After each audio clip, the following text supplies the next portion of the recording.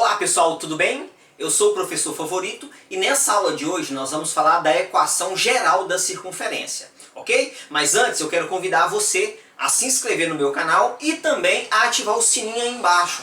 Por que ativar o sininho? Porque toda vez que eu lançar uma aula nova, você que ativou o sininho recebe a notícia em primeira mão, tá bom? No mais, vamos à nossa aula de hoje. Vem comigo. A equação geral da circunferência, para chegar na fórmula dela, nós vamos partir da equação reduzida da circunferência. Se você não lembra e está precisando revisar a equação reduzida, ao final desse vídeo eu vou deixar para você um link que te leva lá para a minha aula que fala da equação reduzida, tá bom? Mas, para esse momento, tá aqui a fórmula da equação reduzida, tá bom? Bom, eu tenho a equação reduzida, eu quero chegar na equação geral da circunferência. O que nós vamos fazer? Nós vamos desenvolver esses produtos notáveis. Vamos acabar com esse parênteses. E foi isso que eu fiz aqui, olha. Quadrado do primeiro, menos 2 vezes o primeiro vezes o segundo, mais o quadrado do segundo. O segundo parênteses. Quadrado do primeiro, menos 2 vezes o primeiro vezes o segundo, mais o quadrado do segundo, igual a r ao quadrado. Depois que eu desenvolvi o produto notável, eu reagrupei, começando por x e y ao quadrado. Lembrando, pessoal, que a equação da circunferência é uma equação de segundo grau nas variáveis x e y. Então eu comecei com o x e o y ao quadrado, ok? Depois, x e y, então eu estou colocando na ordem, ó, x e y, xy ao quadrado, xy e depois o termo independente. E aqui nesse x e y, observa que aqui, olha, eu só mudei a ordem. Por que eu mudei a ordem? Por que eu coloquei o x do centro primeiro, antes do x, e o y do centro antes do y? Porque o x do centro e o y do centro são valores numéricos que nós vamos conhecer dentro de cada exercício, tá bom? Então é só mesmo para organizar. É uma equação do segundo grau e aqui eu quero fazer algumas observações. O x ao quadrado e o y ao quadrado, os coeficientes deles são sempre iguais. O que eu quero dizer com isso? Se eu tenho 1x ao quadrado, eu vou ter que ter 1y ao quadrado. Se eu tenho 5x ao quadrado, eu vou ter que ter 5y ao quadrado. Nunca, pessoal, nunca vai acontecer daqui ser 5 e aqui ser 7, por exemplo. Por quê? Porque tem que ser sempre iguais. Aí você fala assim, professor, mas como é que vai dar um número diferente de 1 se eu desenvolvi o x e o y ao quadrado? Bom, eu posso te dar uma equação dessa, exemplo, e multiplicar ela toda por 7. Se eu multiplicar ela toda por 7, aqui vai ser 7 e aqui vai ser 7. Entendeu? É claro, aqui também fica multiplicado por 7, a gente multiplica tudo.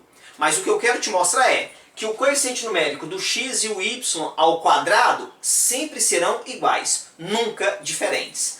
Segunda observação, esses caras aqui no final, ó, esses caras aqui nós chamamos de termo independente, tá bom? Então ele é o termo independente do x e do y, tá bom? Normalmente a gente chama ele de uma letra qualquer. Nesse caso aqui eu posso chamar isso aqui tudo de D, por exemplo, tá bom? Mas o mais importante é que você entenda que é o termo independente. Nessa equação, quem que é o termo independente? O termo independente é o menos 20. Quer dizer que o menos 20 é igual a tudo isso aqui, tá bom? Então, é o básico aí para a gente entender bem essa estrutura da equação geral da circunferência. Vamos fazer um pequeno exemplo. Eu tenho aqui essa equação geral da circunferência e eu quero determinar o centro e o raio. Eu já estou afirmando que aqui é uma equação geral, tá? Não estou pedindo para testar, mas eu estou falando que é e eu quero o centro e o raio. Vou te chamar a atenção e sempre comparando como é que eu vou fazer isso. O centro de coordenadas x do centro e y do centro, dá uma olhada aqui na equação geral. Quem que acompanha a incógnita x? É menos 2x do centro, ok? Então lá naquela equação eu vou olhar quem acompanha a incógnita x e vou igualar as duas. Então, ó, acompanha a incógnita x aqui, menos 2x do centro, então menos 2x do centro igual, quem que acompanha a incógnita x aqui?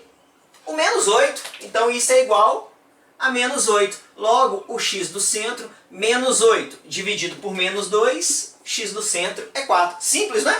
A mesma coisa nós vamos fazer com o y do centro.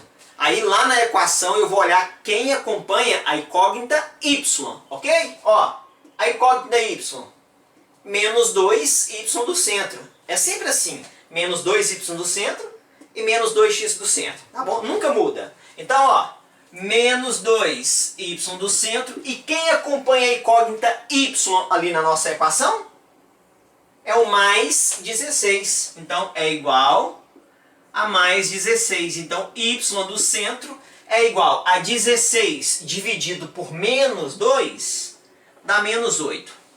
Eu notei duas pequenas equações para você entender como é que eu acho o centro, de coordenadas 4 e menos 8. Mas não precisa você montar essa equação. Por que não? Basta você pegar o que acompanha x e dividir por menos 2. E o que acompanha y e dividir por menos 2. Não tem que ficar montando a equação. Você precisa entender. Agora, por que eu posso dividir por menos 2? Porque quando eu montar a equação, eu vou dividir. Tá bom? Então, de forma prática, você já divide direto, que você ganha um tempo aí nesse exercício. A última coisa que eu quero aqui, eu quero o raio. O raio fica um pouquinho maior a operação, mas também é bem simples. Olha, nós vamos fazer o raio desse jeito, ó. O raio ao quadrado é igual o x do centro ao quadrado mais o y do centro ao quadrado menos o d. Eu chamei de d aqui, hein? Tomar cuidado. Você tem que entender que o d é o termo independente. Porque de repente você pega um outro livro aí para estudar e o livro coloca uma outra letra diferente. Mas o mais importante é que você entenda que aqui eu chamei de d o termo independente, tá bom? Então vamos substituir aqui, olha. Então r ao quadrado é igual. Quem que é o x do centro? 4. 4 ao quadrado, 16. Mais, quem que é o y do centro? Menos 8. Que ao quadrado dá 64. Menos o d. Quem que é o d? É o termo independente de x e y. Ou seja, ó, ele aqui, ó. Esse cara aqui, vou até marcar, ó. Esse é o que eu chamo de d, que é o termo independente. Então, ó, menos com menos vai ficar mais 20. Então, o raio ao quadrado, somando tudo isso aqui, dá 100. Então, o raio é igual a raiz quadrada de 100 é 10. Lembrando que raio é o comprimento de um pequeno segmento. Então, ele é sempre positivo, tá? Então, a gente não coloca o mais ou menos 10, não. É só 10, tá bom? Gostou da aula de hoje? Se gostou, curte aí o nosso vídeo. Não se esqueça, caso tenha dúvida, coloque nos comentários e eu vou te ajudando e a gente vai estudando junto, tá bom? No mais, um grande abraço, Deus te abençoe. Tchau!